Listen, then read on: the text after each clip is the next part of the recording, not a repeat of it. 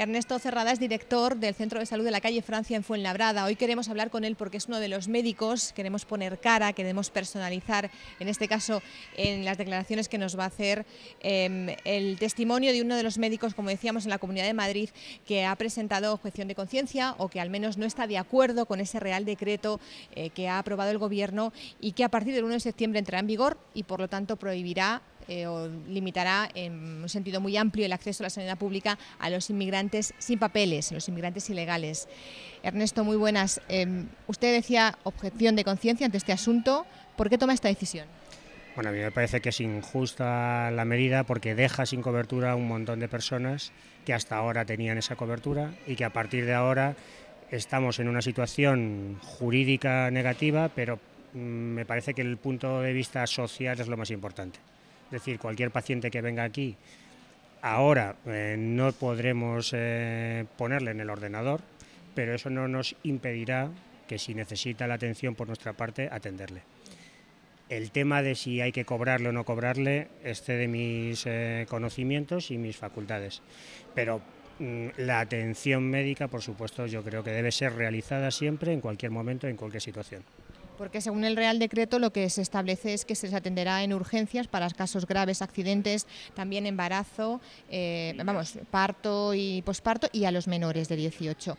¿Eso usted considera que es insuficiente a todas luces? Sí, por supuesto. Si nosotros tenemos un paciente de la edad que sea, diabético, hipertenso, que necesita un seguimiento, un control, y si se deja de dar esa atención, probablemente sus patologías crónicas empeoren. Si empeoran sus patologías crónicas, vamos a tener un problema de salud con ese paciente.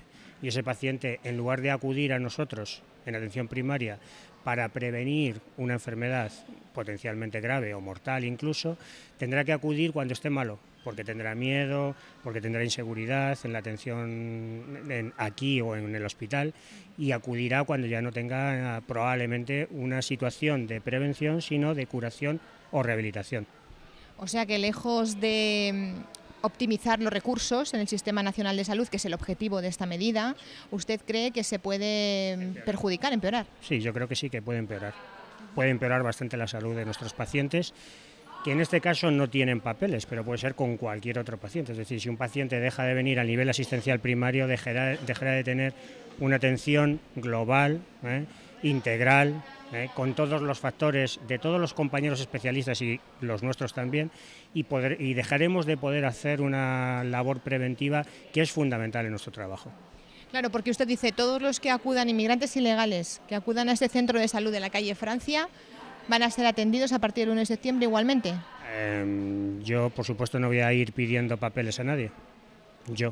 Quiero decir, ¿ha habido alguna reunión con los médicos del centro para hablar de este asunto, para ver cuál es la postura de cada uno? Porque supongo que también habrá cierto recelo a la hora de pensar qué me puede pasar si contravengo ese decreto. Vamos a ver, nosotros nos hemos reunido en plan informal, primero por la época en la que estamos. Hay muchos compañeros que están de vacaciones, hay gente que se está incorporando, gente que se va, pero yo creo que las conversaciones informales que mantenemos es que ninguno de nosotros vamos a negar la atención, ¿vale?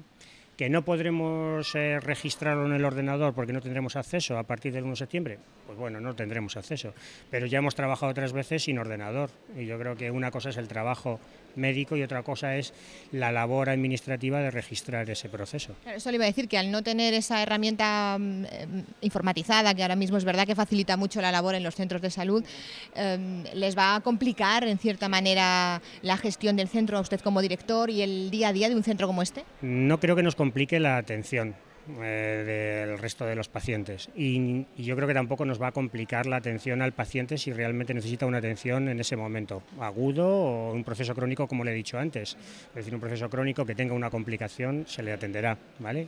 Porque yo creo que a todos los pacientes les tendremos que atender. La dificultad fundamental viene de que no tenemos acceso en el ordenador y no le podremos pedir análisis, no le podremos pedir radiografía si lo necesita. Entonces no sabemos cómo le podremos atender. ¿Se puede uno ingeniar de otras formas? Pues no lo sé, yo creo que esto es ir día a día y viendo la posibilidad. En otros centros yo he leído noticias que se están planteando derivar a los pacientes al hospital para subsanar este déficit de petición de pruebas a veces fundamentales en el seguimiento de patología crónica. Lo que ocurre que si esta postura que estamos hablando, que va a mantener el Centro de Salud de la calle Francia en Fuenlabrada, se extiende a otros centros de salud, estamos hablando de que se puede colapsar hospitales o incluso las urgencias, ¿no? Bueno, es que la atención, si no se hace en atención primaria, por supuesto se colapsará. Salvo que los pacientes en estas condiciones, vuelvo a repetir lo que le he dicho antes, tengan miedo de acudir cuando realmente tienen que acudir. Y entonces a lo mejor acuden únicamente ya cuando no hay más remedio que acudir por una complicación importante, ¿vale? Claro, porque este Real Decreto, entre otras cosas, estaba pensado también para evitar el turismo sanitario, que es cierto que en nuestro país también se ha anunciado que se producía, pero estamos viendo esta otra vertiente que es quizá mucho más delicada. ¿Qué se podría haber hecho? ¿Qué cree usted que se podía haber argumentado o instrumentado para evitarlo? A mí me parece que es necesario cortar el turismo sanitario, perfecto, que lo cortamos.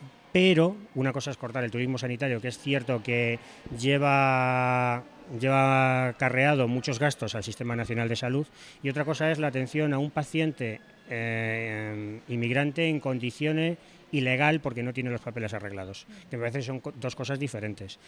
Quizás a lo mejor el legislador quería evitar la atención al turismo sanitario, pero probablemente el efecto colateral desagradable y secundario, y probablemente en ocasiones muy malo, sea la desatención de estos pacientes que estamos comentando, que no tienen los papeles arreglados. Usted, que tiene la postura muy definida y muy concreta, ¿ha preguntado a algún servicio jurídico si le puede pasar algo? Entiéndame usted, le puede pasar algo. ¿Si puede haber alguna represalia legal contra usted?